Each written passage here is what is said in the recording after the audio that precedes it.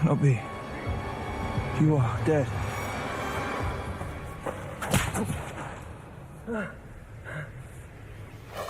I'm alive! Imbecile. The REANIMAL DLC has given us so much more information, and of course a lot more questions about the mysterious world that the game takes place in. Why does prisoners start to freeze the air around them? Why does this camera change biological things? What the hell is this red triangle we keep seeing everywhere?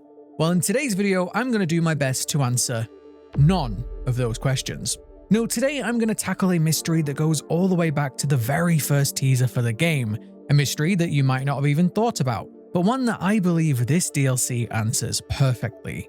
That mystery is who exactly these people are, or should I say, were.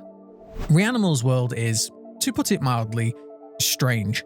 It's obviously going through some sort of apocalypse.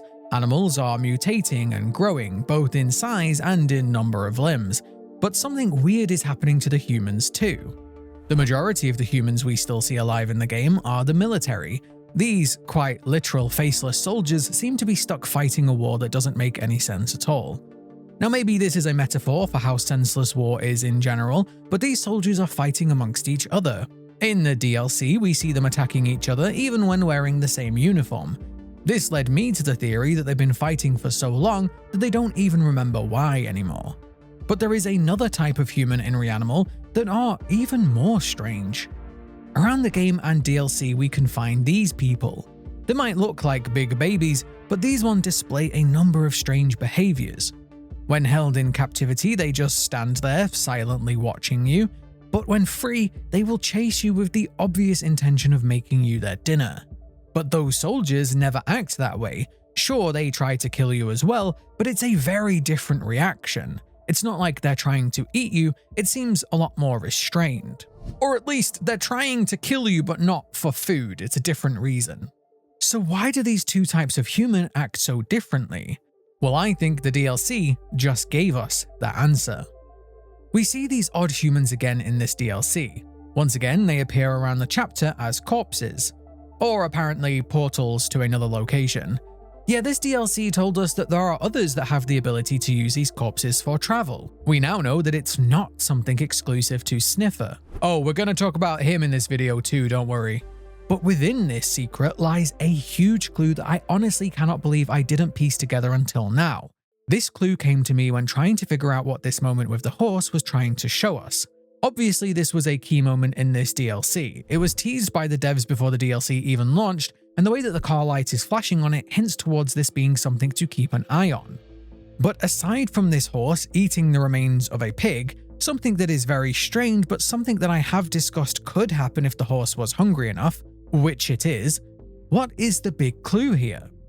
Well, taking a closer look at this scene, and there is something very suspicious about this pig. Yeah, it's rotting and decaying, fine, its stomach is also open like the big pig we saw in the main game, sure, but the face here is the big clue. That ear is human. In fact, it's not just the ear. The entire face looks like it's changing into the face of a human. Now this got me thinking. All of my theories so far have hinged on one key principle. The animals are turning more human. We saw that with the sheep and the mother, and the pig could talk as well. I have theorized more lately that it seems like for humans it's going the other way. The humans in this world are turning more animalistic, and we can see this reflected with the soldiers who seem to be now only following their basic instincts. But if this pig was turning into a human before it died, what if that process was allowed to complete? My next big clue to this mystery was with the big pig.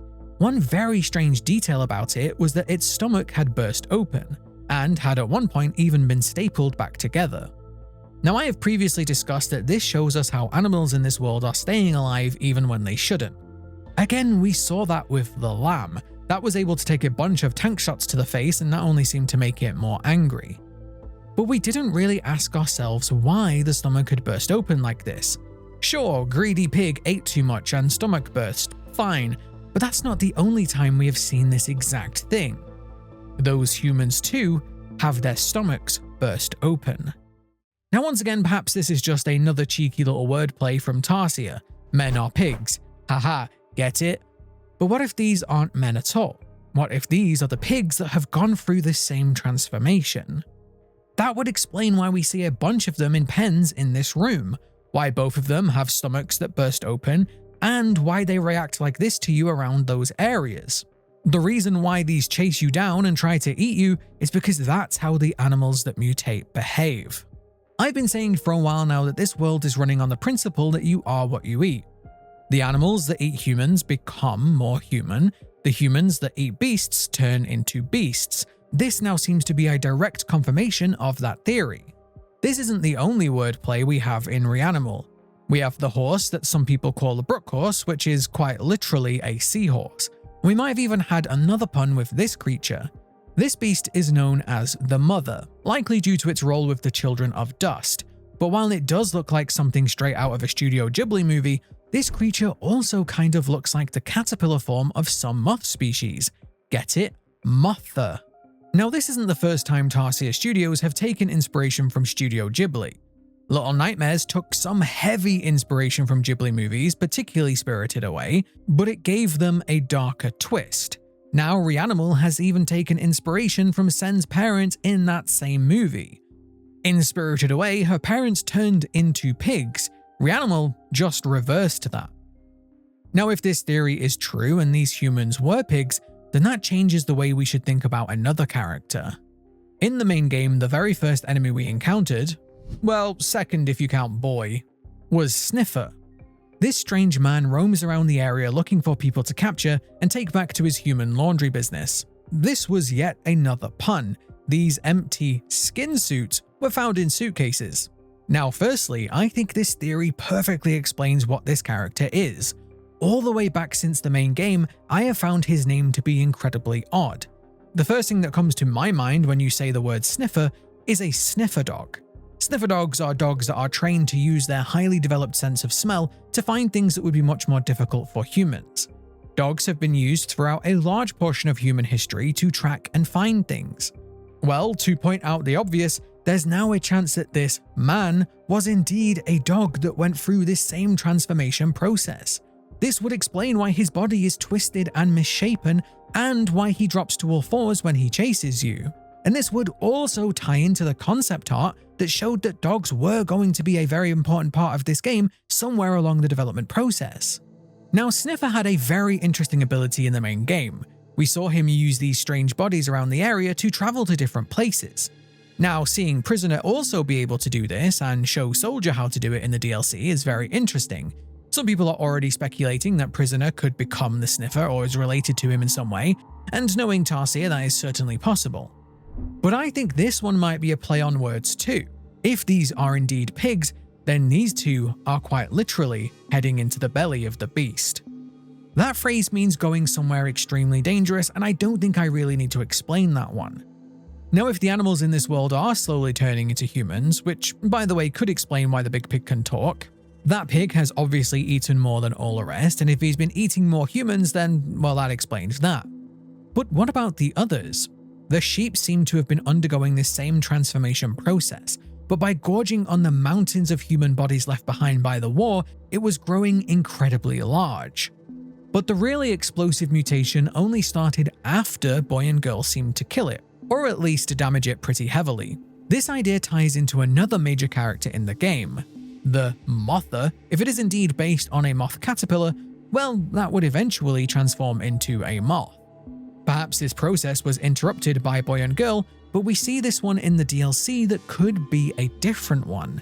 I said in my last video that the DLC seems to be set both before and after the main game. This window is already broken, implying that it's set after, but this creature is still alive, implying it's set before. Now, of course, it is possible that this creature reanimated after Boy and Girl killed it. That is something that happens a lot in this game, but it seems like when anything reanimates in this world, it comes back changed. It is also possible that this is a different world entirely. I do have some pretty strong evidence for that one. It could also be a different timeline, and as some of you have correctly pointed out, it's possible that there are just multiple of these creatures. There's nothing to suggest that there is only one of each creature, and perhaps once again, Mother has multiple meanings. Perhaps the one that was killed was the mother, and this is its child. That could explain why it's so angry. But the craziest thing about this entire theory is that if it's true and these animals are changing into humans, then what exactly would this creature look like when it changes as well? I said earlier that this creature looks oddly similar to a type of moth caterpillar. Caterpillars eventually undergo metamorphosis and change into butterflies or moths. Now, this transformation process is of course very relevant to the themes of this game. But considering this creature or creatures already have human limbs, well then what would that creature look like? We might have even been given a huge hint to this at the end of this DLC. The skyscraper that we see at the end of this chapter is obviously going to be the next location we visit. But as I already pointed out, it has these cables running down the side. Seems like an odd detail, but I even said that these look like they could be strands of spider web. But thinking about it now, it's much more likely to be moth silk. Some species of moth produce silk. These moth larvae are known as silkworms, and they go through several growth phases before their eventual metamorphosis into silk moths. If these are indeed silkworm strands, then this might be a big hint that inside this building is another one of these silkworms already wrapped in its own cocoon. An unimaginable horror just waiting to emerge. Now, of course, if this theory is true, it has several implications for many other characters in this game. This could explain why the horse looks directly at the character, and it could explain why this fox seems so intelligent even when it's missing half of its body. I definitely think we should keep an eye on the animals in the next DLC and see if we can find any more signs for this. But what do you think? I think I'm onto something here, and I'm sure we can find even more connections if we go digging through the game and the DLC. Is there anything I missed? Let me know in the comments below. Thank you very much for watching, and I will see you next time.